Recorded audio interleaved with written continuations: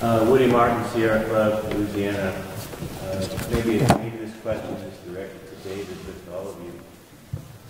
The point about independent science and to what extent independent science will be involved in the natural resource damage assessment process, or in the process of settling with DP, and to what extent it will be involved in the long term, not only recovery, restoration, but enhancement.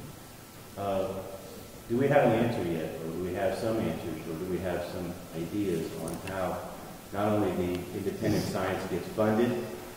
I'm aware that certain universities are doing good work out there now, and institutions are doing good work out there now. But do we end up with just a bunch of independent studies out there, or is there some thought to bringing this into some focus, into some context where we can negotiate and be part of the process? And also the funding for long-term independent scientific evaluation of what's going on. We're now hearing that there's oil in places that are not being cleaned up because the tourists don't go there.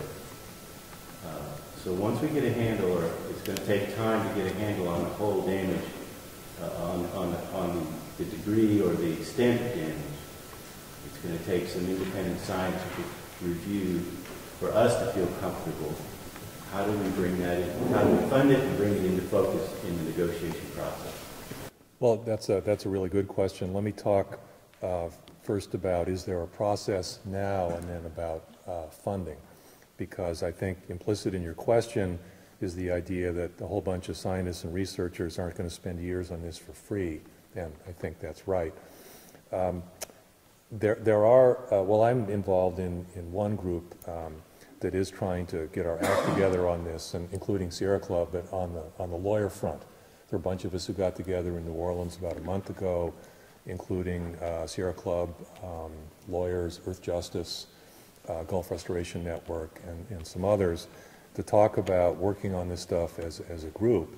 And this whole process, the NRDA process, was one of the things that we talked about. And if there is going to be either formal legal intervention or just some sort of organized group push on the trustees to get independent legal studies, I think it's much better if we do this collectively than if just a bunch of groups just kind of go off on their own and send individual letters.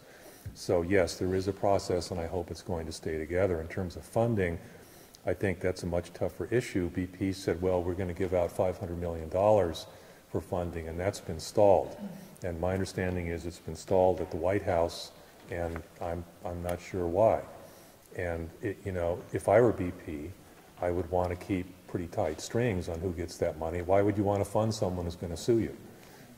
And I think in that negotiation, it's up to, in part, our government to say, you're going to put this money in a trust, and it's going to be administered by scientists, and you're not going to have any say in who gets that. And whether that's going to happen or not, I don't know as we sit here, but that's one potential source of independent funding. Another potential source is if the trustees, in the course of the negotiations under NRDA, go to BP and say, well, here's one of our line items. Here's our bill. It's $50 billion. I'm just making that up.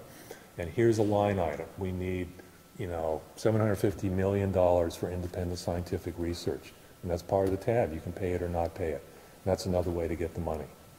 But again, as we sit here this afternoon, I don't know where the money's going to come from to do what I think we both agree needs to be done in terms of independent science.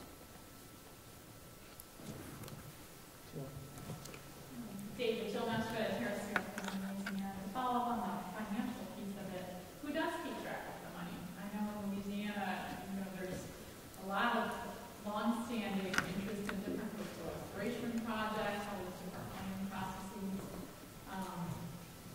There's plenty of opportunities in the hopper to put projects on the table between $16 already. So who keeps track of the money to make sure the funds are spent appropriately, and if those projects indeed did do the restoration they were set out to do? The trustees. So in Louisiana, for state projects, For state projects, it would be the state trustees, and once you get offshore farther, it would be the federal trustees.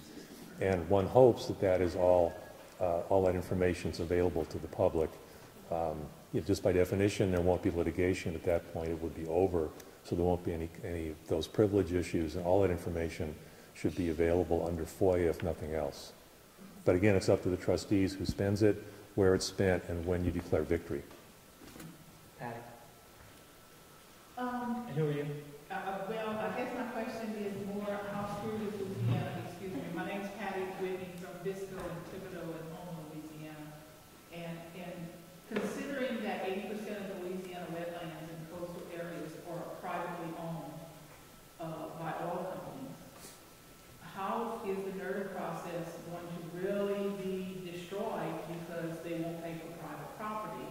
And can we use the acquisition of habitation clause to work as one way to possibly get around that, since they've already, used up most of the natural resources they wanted under the soil, get them to sell it back to us for public land? Just by way of example, and I think I'll lateral this to you guys. Just one point, though, by way of example, in Alaska, the trustees did buy private land to substitute for habitat that was destroyed by the oil spill. Tracts of forest, for example, that went down to the open ocean. So yeah, you can't pay private damages claims, but you can take that money and buy private land if you want, if you're a trustee, to substitute for something that was trashed. So if there's, I'm just making up a number, if there's 10 square miles of wetland, it's privately owned, the government can go ahead and buy that, or I guess at the end of the day, they can't cut a deal, condemn it. Just take it by eminent domain as a substitute for wetlands that may have been destroyed by the spill.